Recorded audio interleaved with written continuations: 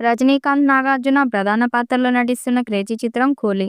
తమిళ star దర్శకుడు లోకేష్ కనకరాజు ఈ చిత్రాన్ని భారీ స్థాయిలో రూపొందిస్తున్నారు. సమాచారం ప్రకారం తెలుగు రాష్ట్రాల్లో ఇప్పటికే ఈ movie pre release theatrical business 40 కోట్ల రూపాయలు జరిగినట్లు తెలుస్తుంది. అదేవిధంగా ఓటీటీ నెట్‌ఫ్లిక్స్ సంస్థకు 'కూలీ' దాదాపు 125 కోట్ల రూపాయలకు అమ్ముడుపోయిందట. Satellite rights, audio rights, Hindi theatrical rights ఇలా అన్నీ కలిపి దాదాపు 200 కోట్ల రూపాయలు బిజినెస్ జరిగిందని సమాచారం. ఇక తమిళ్ వర్షన్ థియేట్రికల్ రైట్స్ అయితే ప్రపంచవ్యాప్తంగా 350 కోట్ల రూపాయలకు అమ్ముడుపోయింది టాక్. అలా ఓవరాల్‌గా చూసుకుంటే ఈ సినిమాకు విడుదలకు ముందే దాదాపు 750 కోట్ల రూపాయలు బిజినెస్ జరిగిందట. కోలీవుడ్‌లో అది ఆల్ టైమ్ ఇండస్ట్రీ రికార్డ్‌గా చెప్పవచ్చు.